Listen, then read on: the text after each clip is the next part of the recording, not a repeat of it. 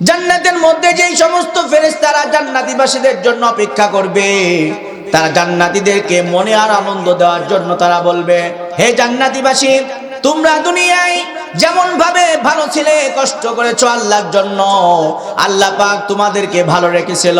আজকে জান্নাতের মধ্যেও আল্লাহর পক্ষ থেকে তোমাদের জন্য স্বাগতম এবং সালাম। সুবহানাল্লাহ। ফেরেশতারা তাদেরকে স্বাগতম জানাবে, তাদেরকে সালাম দিবে। আহ, কি সেই জান্নাত! সেই জান্নাতের মধ্যে আপনারা থাকবেন। দীর্ঘদিন জান্নাতে থাকার পর হযরত জিবরাইল আলাইহিস সালাতু ওয়াস সালাম কে আল্লাহ পাক অর্ডার দিবেন, হে জিবরাইল, ফেরেশতাদের সাথে করে নিয়ে জান্নাতীবাসীদের সামনে যাও এবং তাদের সাথে জিজ্ঞাসা করো এবং মত বিনিময় করো তারা জান্নাতে কেমন আছে। তখন ফেরেশতারা দীর্ঘদিন পর জান্নাতীবাসীদের সামনে আসবে। জান্নাতীবাসীদেরকে ডেকে জিজ্ঞাসা করা হবে, হে জান্নাতবাসীরা, আল্লাহ পাক তোমাদের সাথে যে ওয়াদা করেছিল সে ওয়াদা পরিপূর্ণ পেয়েছো কিনা? সমস্ত জান্নাতীবাসীরা বলবে, আলহামদুলিল্লাহ, যা আমরা শুনেছি আল্লাহ পাক তার চাইতে দ্বিগুণ আমাদেরকে দান করে দিয়েছেন। তখন ফেরেশতারা বলবে, আর কি কোনো তোমাদের কোনো চাওয়া পাওয়া আছে? কই না, আমার তার কোনো চাওয়া পাওয়া নাই। কই তোমরা আরো ভেবে চিন্তে দেখো, আরো কোন নিয়ামত থেকে তোমরা মাহরুম আছো কিনা। তখন জান্নাতি ব্যক্তিদের মধ্য থেকে একটা দল ফেরেশতাদেরকে লক্ষ্য করে বলবে, আমাদের আরেকটা চাওয়া পাওয়া আছে। যেই সত্তার জন্য এত সুন্দর জান্নাত পেলাম, যেই সত্তার জন্য এত সুন্দর নিয়ামত পেয়েছি, যে সত্তার জন্য এত সুন্দর ফল ফলাদি পেয়েছি, সেই সত্তা খালেক আমার আল্লাহকে আমরা একবার হলেও দেখতে চাই। ফেরেশতারা বলবে, টেনশনের কোনো কারণ নাই। যে আল্লাহ তোমাদেরকে যে পরিমাণ ওয়াদা করেছিল যে ভালো কাজ করলে আমি আল্লাহ তোমাদেরকে জান্নাত দেব, জাহান্নাম থেকে মুক্তি দেব, সে আল্লাহ এই মুহূর্তে অর্ডার দিয়েছে, এই মুহূর্তে আল্লাহ পাক তোমাদের সাথে জান্নাতে তোমাদের সাথে দেখা করবেন। সুবহানাল্লাহ। কথা বলার পর সমস্ত ফেরেশতার অর্ডারে জান্নাতবাসীরা আল্লাহকে দেখার জন্য সব প্রস্তুত গ্রহণ করবে। ফেরেশতারা বলবে যে তোমরা রেডি হও, এই মুহূর্তে আল্লাহ পাক তার কুদরতি নূরের পর্দা উঠায় দিয়ে তোমাদের সাথে সাক্ষাৎ করবে। সবাই পলক দৃষ্টিতে উপরের দিক তাকাবে।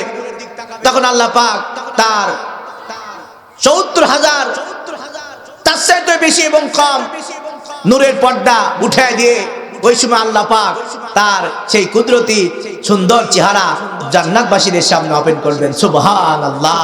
কেমন লাগবে ওই সময়? হযরত জিবরাইল আলাইহিস সালাম বলেন, আল্লাহকে দেখার সঙ্গে সঙ্গে সমস্ত জান্নাতীবাসী নর নারী যারা থাকবে তারা সকলে অবলোক দৃষ্টিতে তাকায় দেখবে, কারো চোখের পলক পড়বে না, সবাই তাকায় থাকবে। এভাবে তাকায় থাকা অবস্থায় কয়েক হাজার বছর চলে যাবে। আল্লাহ পাকের সৌন্দর্য তারপরও তাদের দেখা শেষ হবে না। আল্লাহ আমার রব, এই রবি আমার সব। আল্লাহ আমার রব, এই রবি আমার সব। দমে দমে তনু মনে তারি অনুভব, তারি অনুভব। আল্লাহ আমার রব, এই রবি আমার সব। দমে দমে তনু মনে তারি অনুভব। তোমার দুনিয়াতে আমি যেদিকে তাক করে যে ৫০০ টাকা রব্বুল ডুবে আসি সবাই পাখ পাখালের গানে পড়ি তাসবিহ কলো রব, তাসবিহ কলো রব। আল্লাহ আমার রব, এই রবি আমার সব। আল্লাহ আমার রব, এই রবি আমার সব। আলহামদুলিল্লাহ। তাহলে ভালো কাজ করলে আল্লাহ পাক আমাদের জান্নাত দান করবেন। আর যদি আমরা মন্দ কাজ করি, আমরা যদি আল্লাহর অর্ডার না মানি, ইসলামের হুকুমত কায়েম যদি বাংলার জমিনে করার চেষ্টা না করি, তাহলে আল্লাহ পাক আমাদেরকে সেই আজীবনের জান্নাত দান করবেন না, আজীবন আমাদেরকে জাহান্নামে থাকা লাগবে। আপনাদের বোঝা উচিত যে হাঁসের মধ্যে যে হাঁসটা সবচাইতে বড়, দেখতে সুন্দর, তাকে বলা হয় কিন্তু রাজহাঁস, এবং সে দামি, তার দামও বেশি। ওই 230 টাকা পাওয়া যায় না, ওটার দাম কিছু না হলো 2250 টাকা, তাকে বলে রাজহাঁস। আবার বাড়ি তৈরি করার জন্য যে সমস্ত মিস্ত্রি লাগে, ওখানে যুগাল থাকে, হরেক রকম মিস্ত্রি থাকে, কিন্তু ওর ভিতর রাজমিস্ত্রি যে তার ডিমান্ডও বেশি এবং তার সম্মানও বেশি এবং তার মর্যাদাও সবচাইতে বেশি। তো বাংলাদেশে অনেক রাজনৈতিক দল আছে, এই দল সেই দল, হাজার হাজার রকম দল আছে। আমরা দেখব যে দলের মধ্যে ইসলাম আছে, অবশ্যই সেই দলটা আল্লাহর কাছে দামি, দুনিয়ার কাছে দামি। সেই দলটাকে বাংলার জমিনে প্রতিষ্ঠা করার জন্য শুধু ছেলেরা নয়, মেয়েদেরকেও অগ্রণী ভূমিকা পালন করতে হবে। ইনশাআল্লাহ অগ্রণী ভূমিকা পালন করা যায়, তাহলে এই ইসলাম বাংলার জমিনে কায়েম হবে। তখন আর জিনা থাকবে না, ব্যভিচার থাকবে না, মেয়েদের সাথে ইফতিজিং অবৈধভাবে এটা কোনো সুযোগকে পাবে না। সারা বাংলাদেশে যে সোনালী যুগ আল্লাহ তাআলা কায়েম করে দিবে। কন্যা সবাই সুবহানাল্লাহ। এজন্য প্রিয় মা ও বোনেরা, আপনাদেরকে এখানে আজকে জানতে হবে, বুঝতে হবে, ইসলামটা এটা মামু বাড়ির কলা না যে সিরিয়াল না মার খেয়ে ফেললাম। ইসলামটা অনেক কষ্ট। ইসলামের গাছের গোড়ায় অনেক রক্ত দেওয়া লাগছে, ইসলামের গাছের গোড়ায় অনেক পরিশ্রম করা লাগছে। সর্বপ্রথম ইসলামের গাছের গোড়ায় যে মানুষটা রক্ত দিয়েছেন, যেই মানুষটা দাঁত পর্যন্ত ভেঙে দিয়েছেন, যেই মানুষটা তাইফের ময়দানে রক্তাক্ত হয়েছেন, যেই মানুষটা উহুদের ময়দানে অজ্ঞান হয়ে পড়ে গিয়েছেন, সেই মানুষটার কেউ নাই, তিনি হলেন আমাদের কলিজার টুকরা বিশ্ব নবী রাসূল করিম সাল্লাল্লাহু আলাইহি ওয়াসাল্লাম। তার কষ্টের বিনিময়ের মাধ্যমে আজকে আমরা ইসলামটাকে পেয়েছি। শুধু রাসূল একা কষ্ট করেছেন এমনটা না।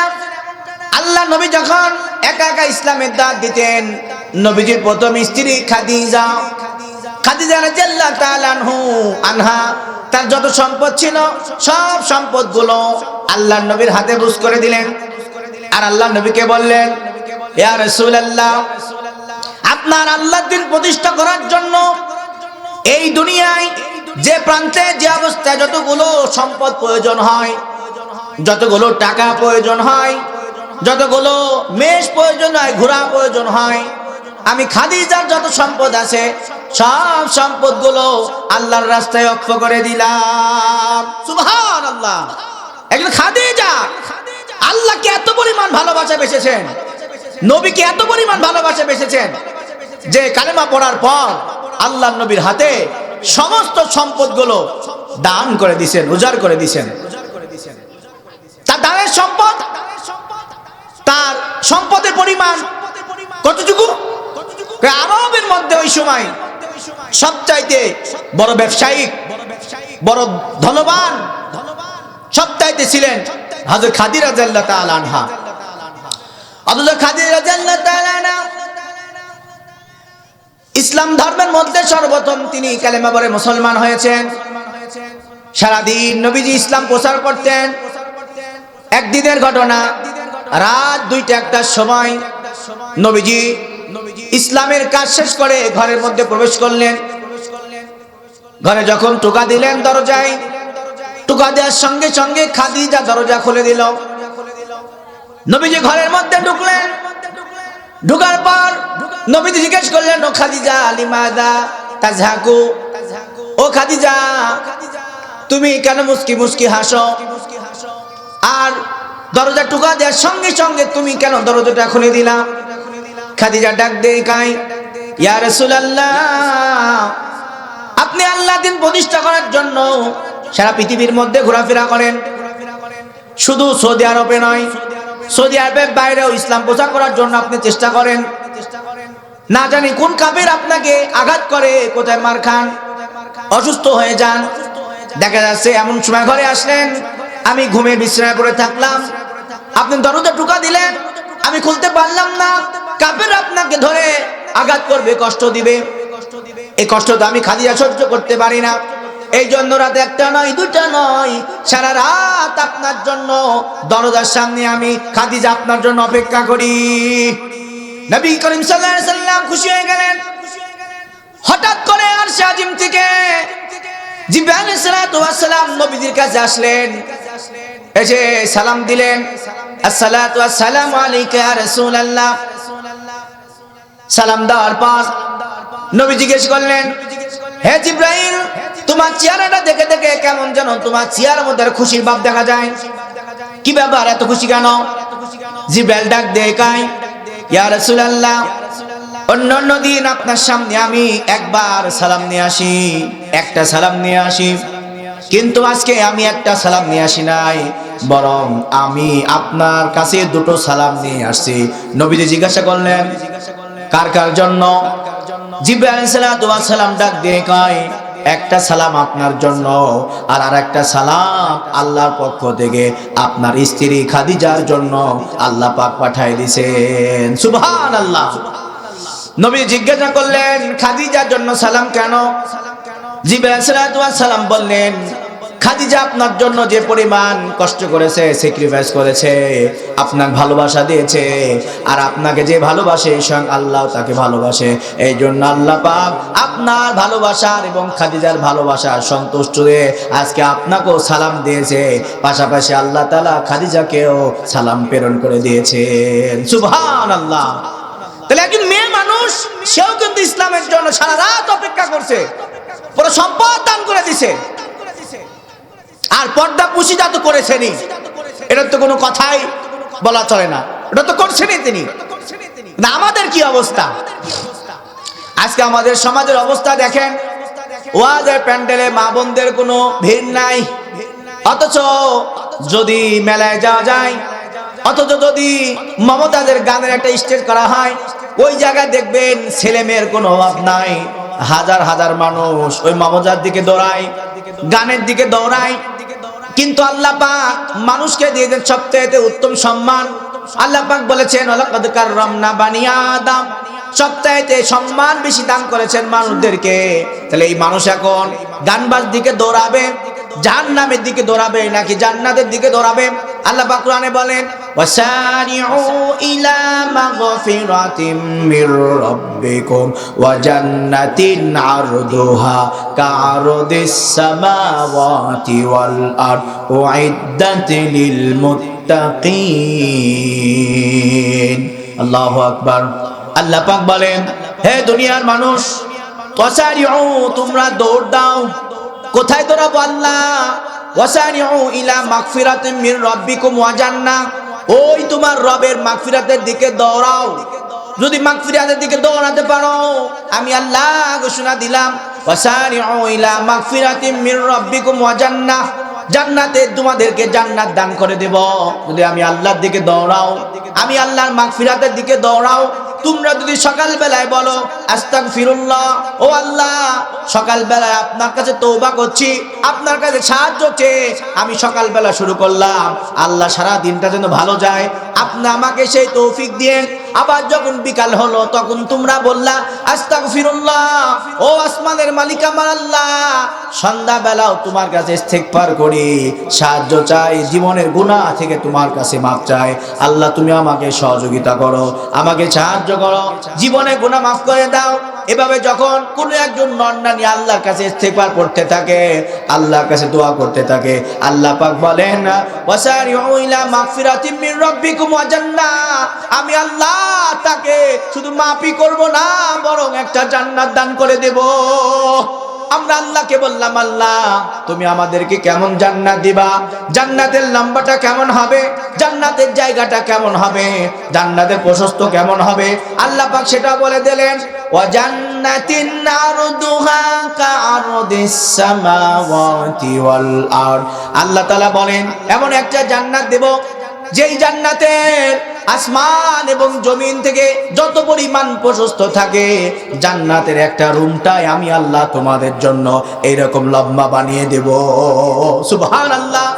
এখন আমরা আল্লাহকে বললাম, আল্লাহ আমরা মেনে নিলাম তুমি আমাদেরকে জান্নাত দিবা, এরপরে জান্নাতের দৈর্ঘ্যটা আসমান এবং জমিন পর্যন্ত প্রশস্ত হবে। ও আল্লাহ, এই জান্নাত তুমি কি হিন্দুকে দিবা? আল্লাহ কয় না। আল্লাহকে বললাম, আল্লাহ এই জান্নাত তুমি কাফেরকে দিবা? আল্লাহ কয় না। আমরা বললাম, আল্লাহ এই জান্নাত তুমি কোন বেধর্মীকে দিবা? আল্লাহ কয় না। আমরা বললাম, আল্লাহ তাহলে তুমি বলো এত সুন্দর জান্নাত কারা দুনিয়ায় পাবে?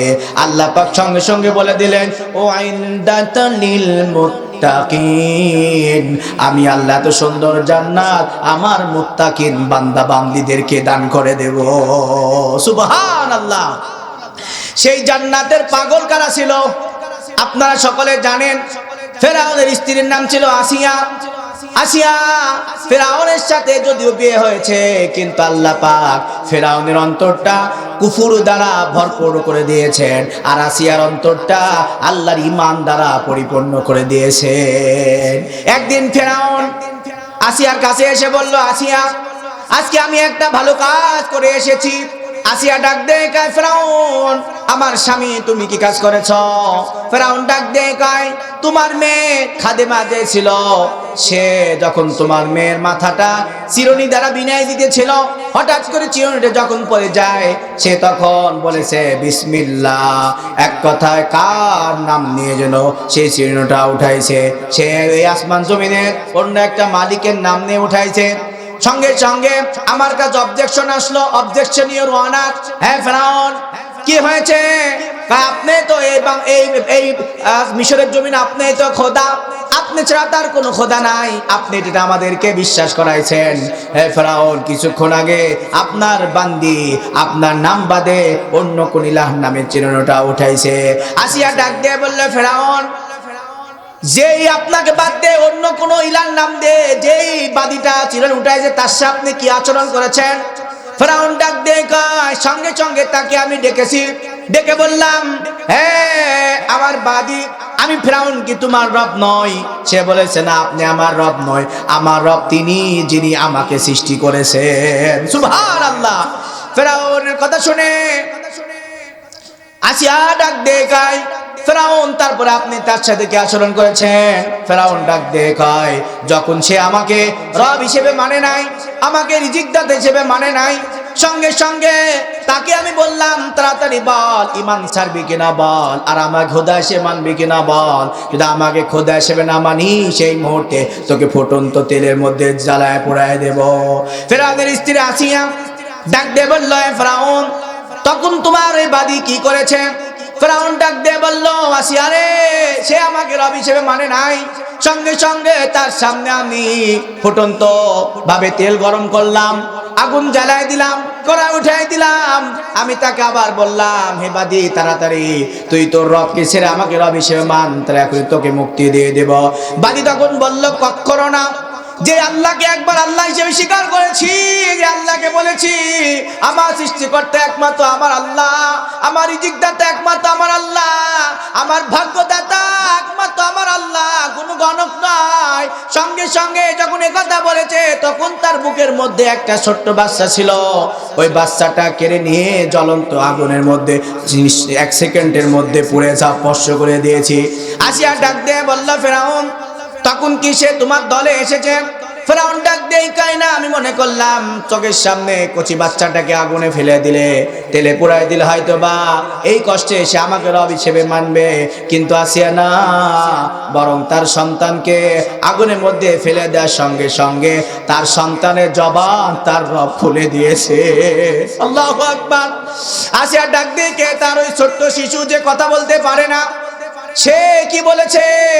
ফেরাউন ডাক দিয়ে আমি আশ্চর্য হয়ে দেখলাম, তার এই সন্তানকে যখন আগুনের মধ্যে ফেলে দেবে, ফুটন্ত তেলের মধ্যে ফেলে দেবে, সে তখন জবান খুলে দিয়ে বলল, আম্মা টেনশনের কোনো কারণ নাই, তুমি ফেরাউনের কথার এক চিন পরিমাণ নড়চড় হবে না, বরং তোমার কথার অটল থাকবা। আমি ছোট্ট সন্তান হিসেবে বলছি, যেই পথে আমি যাচ্ছি এই পথ হলো জান্নাতের পথ। আল্লাহু আকবার। সঙ্গে সঙ্গে আসিয়া বলল, ফেরাউন তখন তুমি কি করলা? কয়, আমি তাকেও আগুনে পোড়ায় দিছি, দুইজনকে আমি তেলের মধ্যে ভস্ম করে দিলাম।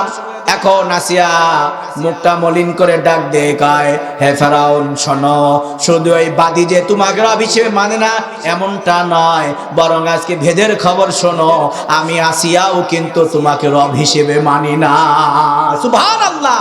ফেরাউন তখন ডাক দিয়ে বলে, কি ব্যাপার আসিয়া, এই মিশরের জমিনে তোমাকে রানী সম্মান দেওয়া হয়েছে, এই মিশরের জমিনে হাজার হাজার বাদী তোমার গোলাম, তুমি যখন গোসল করতে যাও তোমার আগে হাজার হাজার বাদী তোমার জন্য তোয়ালি নিয়ে, মেশকে আম্বর নিয়ে, দামি দামি আতর নিয়ে ওই পুকুরের সামনে অপেক্ষা করে, তোমার মাথা চুল বিনায় দেয়, তোমার শরীরে পানি ঢেলে দেয়, তোমার শরীরে জামা কাপড় পরায় দেয়, সুন্দর আতর মাখায় দেয়, তোমাকে রানীর ইজ্জত দেওয়া হয়েছে।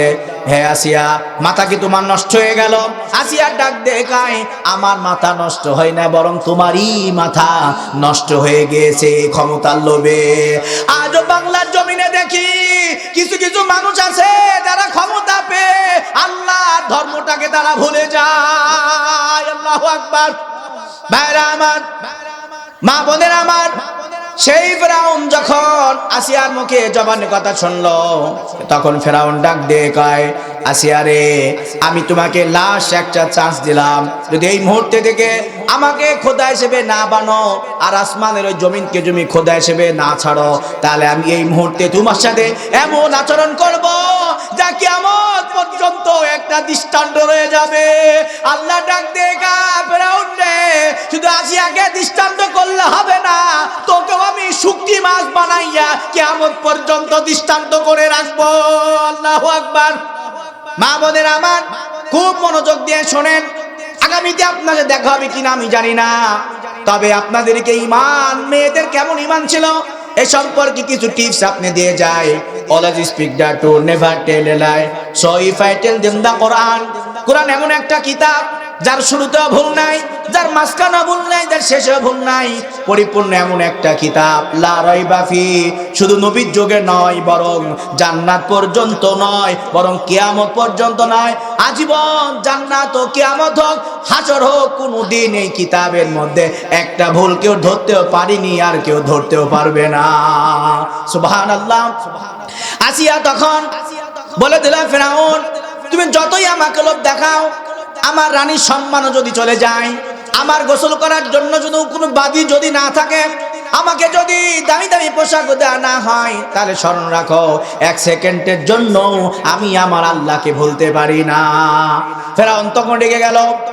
ফেরাউন সঙ্গে সঙ্গে তার সাঙ্গ পাঙ্কে অর্ডার দিল, তাড়াতাড়ি বিশাল বড় আগুনের সিস্টেম তৈরি করো। সবাই আগুনের সিস্টেম তৈরি করে ফেললো। তখন আসিয়াকে ডাক দিয়ে বলল, আসিয়া, এখনো সর্বশেষ একটা চান্স আছে, তাড়াতাড়ি তুমি আমার পক্ষে চলে আসো। আসিয়া তখন ডাক দেয়, কয় না, এখনো সম্ভব না, এখনো অনেক দেরি আছে, এখনো সম্ভব না, আমি পারবো না তোমার পক্ষে ঠিক থাকতে। সঙ্গে সঙ্গে আসিয়াকে সবার সামনে সব মানুষকে একত্রিত করা হলো। করে দেওয়ার পর, হে টাঙ্গাইল, মধুপুর এলাকাবাসীর মা বোনেরা, সঙ্গে সঙ্গে আসিয়ার গায়ের থেকে তার জামা কাপড় খুলে তাকে সবার সামনে উলঙ্গ করে দেওয়া হলো। আসিয়া দাঁড়ায় আছে, আসমানের দিকে তাকায় বলে, আসিয়া দিবে মালিক আমার আল্লাহ, আপনি কি দেখেন না আপনার পক্ষে ঈমান থাকার কারণে, আপনার দল মানার কারণে আজকে আমার সাথে ফেরাউন কি আচরণ করতেছে। এই বলে আসিয়াকে উলঙ্গ করে দেওয়া হলো। ফেরাউন আবার বলল, আসিয়া, এখন সময় আছে, তাড়াতাড়ি ঈমান আনো, না হলে কিন্তু আরো মারাত্মক ক্ষতি হতে পারে। আসিয়া বলল, না, আমি ঈমান আনবো না। সঙ্গে সঙ্গে আসিয়াকে আবার অর্ডার দেওয়া হলো, কে আসো, ধারালো চাকু নিয়ে আসো। চাকু নিয়ে এসে আসিয়ার পুরা শরীর থেকে পা পর্যন্ত, মাথা থেকে পা পর্যন্ত চামড়া তুলে ফেলা হলো। একটা জলজন্ত মানুষের যখন চামড়া তুলে ফেলা হয় কি পরিমাণ কষ্ট হয়। এরপর ফেরাউন তখন বলে, কি ব্যাপার আসিয়া, তুমি কি এখন ঈমান ছাড়বা না? আসিয়া কাটা কবুতরের মতো জমিনের মধ্যে দাপাদাপি করছে।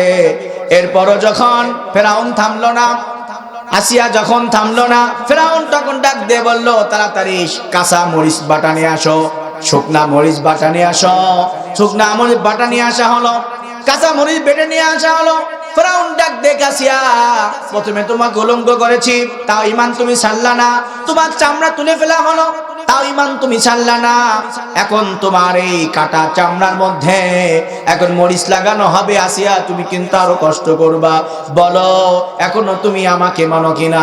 আসিয়া ডাক দিয়ে কয়, ওই আল্লাহ জাতের কসম, যাকে একবার রব হিসেবে মেনেছি, আমি তাকে এক সেকেন্ডের জন্য আমি রব হিসেবে ছাড়তে পারি না। এরপরে যখন আসিয়া ফেরাউনের কথা টললো না, এখন ওই মরিচগুলো আসিয়ার গায়ে দিয়ে দেওয়া হলো। আসিয়া তখন কষ্ট করতে করতে যখন একেবারে দুনিয়া থেকে বিদায় নিয়ে নেবেন, তখন আল্লাহ পাকের কাছে আসিয়া তখন দরখাস্ত করলেন, রব্বি বিনিলি ইনদাকা বাইতান ফিল জান্নাতি ওয়া নাজ্জিনি মিন ফিরআউনা ওয়া আমালিহি ওয়া নাজ্জিনি মিনাল কওমিজ জালিমিন। ও আসমানের মালিক আমার আল্লাহ, আমি এই মিশরের জমিন থেকে তোমার কাছে সাহায্য চাই। ইনদাকা বাইতান ফিল জান্নাহ, ও আল্লাহ আপনি আপনার কাছে একটা আমার জন্য জান্নাত বানাই দেন। ওয়ানাজ্জিনি মিন ফিরআউন, আরে ফিরআউনের অনিষ্ট থেকে আপনি আমাকে মুক্তি দিয়ে দেন। তুমি আসমানে থাকো প্রভু, আমি জমিনে, তবু তোমারি নাম জপি হৃদয় গহীনে। তুমি আসমানে থাকো প্রভু, আমি জমিনে, তবু তোমারি নাম জপি হৃদয় গহীনে। আমি তোমারি গোলাম গো, অন্য কারণ নয়। আমি তোমারি গোলাম গো, অন্য কারণ নয়। আমি তোমারি আসিয়াও গো, অন্য কারণ নয়। আলিমুল গায়েব তুমি মাবুদ রব্বানা, মালিক মালিক মালিক মালিক। তুমি জান্নাতে তোমার পাশে আমার একটি ঘর বানিয়ে দিও, একটি ঘর বানিয়ে দিও। তো প্রিয় মা বোনেরা, তাহলে দেখেন ওই আল্লাহর জন্য আগেকার জামানার মা এবং বোনেরা তাদের রক্ত শরীর থেকে কেটে নেওয়া হয়েছে, তাদের মাংস কেটে নেওয়া হয়েছে, রক্ত ঝরে গিয়েছে, লবণ লাগিয়ে দেওয়া হয়েছে, মরিচ বাটা দেওয়া হয়েছে, তারপরে এক সেকেন্ডের জন্য তারা আল্লাহকে ছাড়ে নাই। এখন আমাদের প্রশ্ন, তারা সব কিছুর বিনিময়ে আল্লাহর কাছে জান্নাত চেয়েছে। আসিয়াও আল্লাহর কাছে জান্নাত চেয়েছে। রব্বি বিনিলি ইনদাকা বাইতান ফিল জান্নাহ। আসিয়া একজন মেয়ে মানুষ, সে তার জীবনটা দিয়ে দিল, দিয়ে আল্লাহর কাছে জান্নাত চাইলো। আমরাও সেই মেয়ে, সেই মা আসিয়ার উত্তরসূরি। আপনারও সেই একই আশা হওয়া দরকার যে আমরা আল্লাহর কাছে সেই জান্নাত চাই। এখন আমরা আল্লাহর কাছে প্রশ্ন করলাম, আল্লাহ আমরা যে আপনার কাছে জান্নাত চাই, আল্লাহ কিসের বিনিময়ে আপনি আমাদেরকে জান্নাত দিবেন? আল্লাহ পাক সরাসরি কোরআনে বলে দিলেন, ইন্নাল্লাহা আশতারা মিনাল মুমিনিনা আনফুসাহুম ওয়া আমওয়ালাহুম বিআন্না লাহুমুল জান্নাহ। আল্লাহ পাক কোরআনে বলেন, হে দুনিয়ার নর এবং নারী, তোমরা যদি আসিয়ার মতো জান্নাত পেতে চাও, আজীবন যদি জান্নাতের মধ্যে থাকতে চাও, দুটো বিনিময়ে আমি আল্লাহ তোমাদেরকে জান্নাত বিক্রি করে দেব। আমরা প্রশ্ন করলাম, আল্লাহ সেই দুটো জিনিস কি? যেই দুটো জিনিসের মাধ্যমে আমরা আসিয়ার মতো আপনার কাছে জান্নাত পাবো, মা ফাতেমার মতো আপনার কাছে জান্নাত পাবো, মা খাদিজার মতো আপনার কাছে জান্নাত পাবো। আল্লাহ পাক বললেন, দুটো জিনিস বেশি কঠিন নয়, বরং যারা আমার আল্লাহর প্রতি ঈমান এনেছে, আমি আল্লাহর প্রতি যারা ঈমান এনেছে, তাদের জন্য অতি সহজ হয়ে যাবে। আমরা প্রশ্ন করলাম, আল্লাহ সেই দুটো জিনিস কি? আল্লাহ পাক বললেন, বিআমিন আনফুসিহিম ওয়া আমওয়ালিহিম। আল্লাহ পাক বলেন, এক নাম্বার হলো তোমাদের জানের বিনিময়ে আমি আল্লাহ তোমাদেরকে জান্নাত দান করব। আমরা বললাম, আল্লাহ আমরা জানটা কোথায় দিব? বাংলার জমিনে যদি কখনো ইসলাম কায়েম করার কোন আন্দোলন হয়, তাহলে কি আমরা কায়েম করার পক্ষে থাকবো নাকি কায়েম করার না পক্ষে থাকবো? আমরা কি হকের পক্ষে থাকবো নাকি বাতিলের পক্ষে থাকবো? আল্লাহ বললেন, যখন ইসলাম কায়েম করার জন্য কোনো একটা ইসলামিক দল তোমাদেরকে আহ্বান করবে, সেটা যদি জামাত ইসলাম হয়, তাহলে অবশ্যই জামাত ইসলামের মধ্যে যদি আল্লাহর প্রত্যেকটা বিধান থাকে, তাহলে তোমরা লেট করবা না। ওই ইসলামের পক্ষে যদি জীবন দিতে হয়, তোমরা জীবনটা দিয়ে দিবা। তাহলে আমি আল্লাহ আমির হামজার মতো তোমাদেরকে শহীদি মর্যাদা দান করে দেব ছেলেদের। আর যদি মেয়েদের মধ্যে কেউ জীবন দাও, কেউ যদি মেয়েদের মধ্যে কেউ জীবন দিয়ে দাও যে আল্লাহর জমিনে আল্লাহ দিন প্রতিষ্ঠা করতে হবে, তাহলে আমি আল্লাহ ওই মেয়েটার জীবনটা এমন ভাবে কবুল করব যে তার জীবনটা আমি মা সুমায়ের মতো কবুল করে নেব। আল্লাহু আকবার। তাহলে আমরা আল্লাহ আমাদের বললেন বিয়ামিন আনফুসিহিম ইন্নাল্লাহ আশতারা মিনাল মুমিনিনা আনফুসাহুম। এক নাম্বার হলো তোমাদের জানের বিনিময়ে আল্লাহ পাক তোমাদেরকে জান্নাত দান করবে। তাহলে যদি কোথাও জান্নাতের জন্য জীবন দিতে হয়, সেটা ছেলে হোক অথবা মেয়ে হোক, তাদেরকে জীবন দিতে হবে। আমাদের সমাজে কিছু লোক আছে বলে যে মেয়েরা শুধু ঘরের মধ্যে বসে হুকুর হুকুর জিকির করবে, রাস্তার ময়দানে থাকবে না। তাহলে আমার প্রশ্ন, যদি কোনো একটা মেয়ের সিজার হয়, মেয়েরা যদি ডাক্তার না হয়, তাহলে মেয়েরা অসুস্থ হলে তাহলে মেয়েদের সিজার মনে হয় ছেলেরা করবে। তো ছেলেরা যখন সিজার করবে ও তো সবই দেখি ফেলবে। তাহলে আমরা আল্লাহর বিধান মানতে গেলে মেয়েদেরকে শুধু ঘরে রাখা যাবে না, বরং মেয়েদেরকেও ডাক্তার হওয়া প্রয়োজন, যাতে করে আমার মা এবং বোনের ইজ্জতটা মেয়েদের হাতে রক্ষা থাকে। এই জন্য মেয়েরাও ডাক্তার হবেন। আবার যদি কোনো মেয়ে ইঞ্জিনিয়ার হয়, এটা আমাদের জন্য প্লাস পয়েন্ট। কারণ অনেক সময় দেখা যায় কারো স্বামী মারা যায়, কিন্তু তার স্বামীর অনেক সম্পদ ছিল, ছেলে 4টা রেখে গেছে, সব ছেলেগুলো এখন ছোট।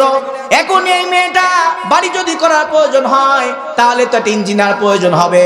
এখন যদি কোনো ছেলের বিপরীতে মেয়ে ইঞ্জিনিয়ার না থাকে, তাহলে তখন ওই মেয়েটা খালি ছেলের কাছে দৌড়ানো লাগবে।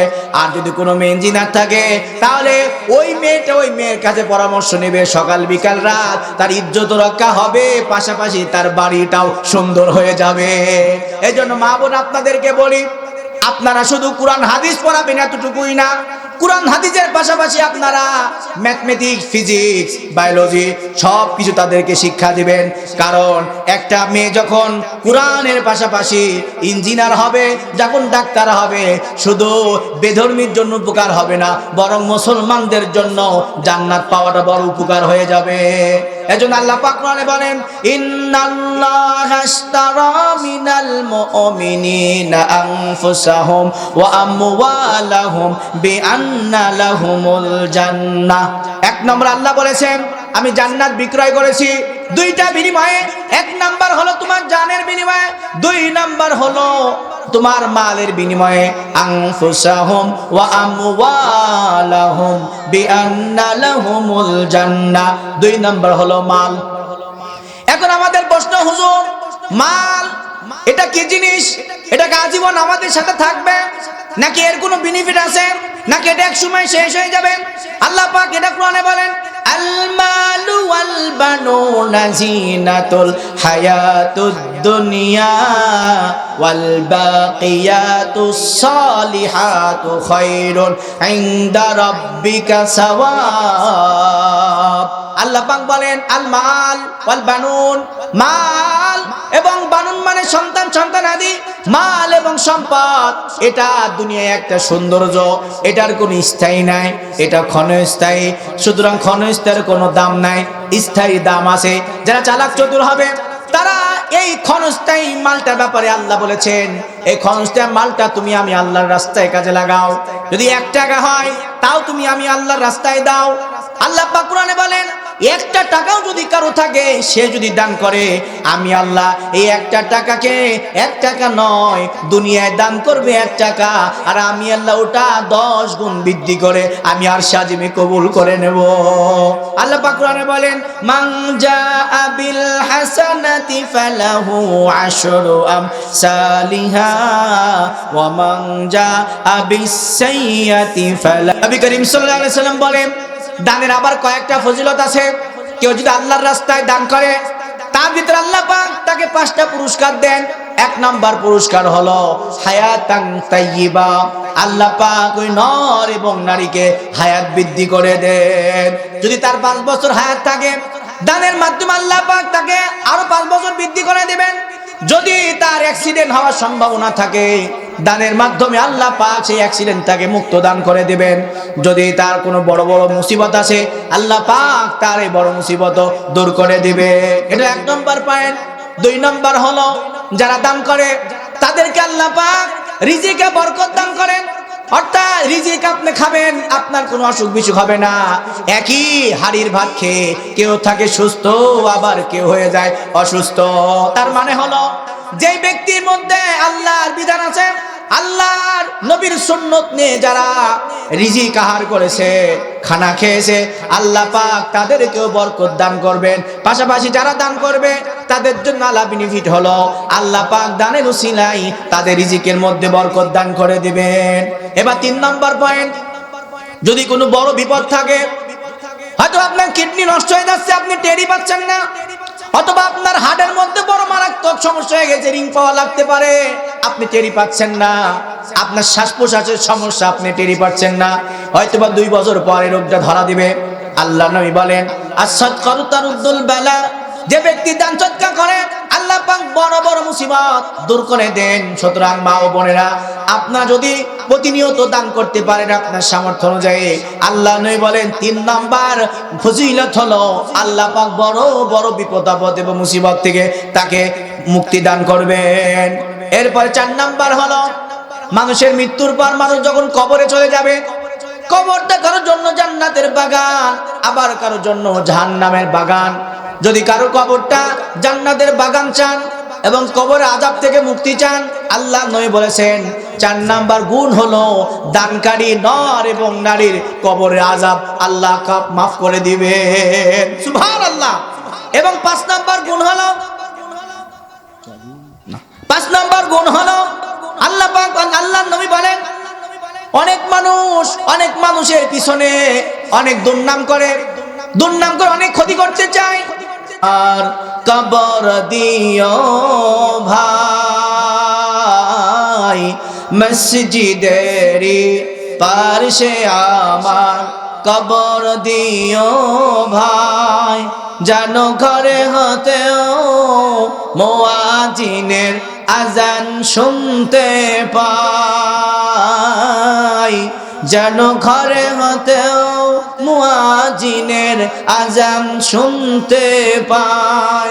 আমার ঘরের পাশ দিয়ে ভাই নামাজিরা যাবে, বেহেশতি ওই পায়ের ধুলা এ বান্দা শুনতে পাবে, কবরের আযাব হতে, কবরের আযাব হতে এ বান্দা পাবে যে রেহাই, মসজিদেরি পাশে আমার কবর দিও ভাই। আলহামদুলিল্লাহ। তাহলে মসজিদ সবচেয়ে উত্তম জায়গা, এটা শুধু আল্লাহ বলেছেন এমনটা নয়, নবীজিও বলেছেন মসজিদ উত্তম জায়গা। এতটুকু নয়, বরং যত কবি নবী এবং আল্লাহকে ভালোবেসেছেন তারা বুঝেছেন মসজিদ হলো উত্তম জায়গা। সুতরাং মসজিদ যাদের সম্পর্ক থাকবে, সেটা নামাজ পড়ার মাধ্যমে হতে পারে অথবা দান সৎকার মাধ্যমে হতে পারে, সকলকে আল্লাহ পাক এই মসজিদের সাথেই কাল কিয়ামতের দিন জান্নাত দান করে দেবেন। আল্লাহ নবী বলেন, আল্লাহ পাক কিয়ামতের দিন বলবেন আইনা কাবা, কোথায় সেই কাবা? কাবা বলবে লাব্বাইক আল্লাহ, এই তো আমি এখানে। আল্লাহ পাক বলবে কাবা তুমি আমার জান্নাতের মধ্যে চলে যাও। কাবা যখন জান্নাতে যাওয়া রওনা হবে, তখন কাবা বলবে আল্লাহ আমি একাই যাব নাকি সারা পৃথিবীতে তোমার ঘর মসজিদ যত জায়গায় আছে তারাও কি আমার সাথে যাবে কিনা? তারাও তখন বলবে হে আল্লাহ সব মসজিদগুলো কি আমি কাবার সাথে জান্নাতে যাবে কিনা? আল্লাহ পাক বলবে তারাও কি জান্নাতে যাবে?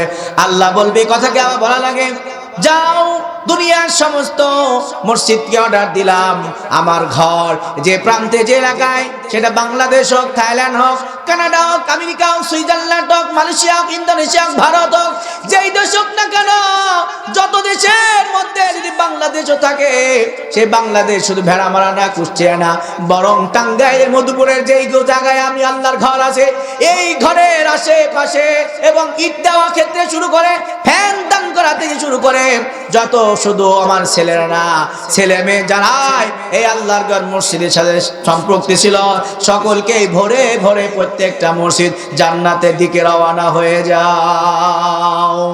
আল্লাহ আমার রব, এই রবি আমার সব, দমে দমে তনু মনে তারি অনুভব। এই রবি আমার সব, তোমার দুনিয়াতে আমি যেদিকে তাকাই, অতই নিয়ামতে ডুবে আসি সবাই। পাক পাখালির গানে পরে তাসবিহ কলরব, আল্লাহ আমার রব, এই রবি আমার সব। তাহলে মা বোনরা আমার, আলহামদুলিল্লাহ কি টাকা এখানটা এগুলো সরাই দেন, সব নামাই দেন।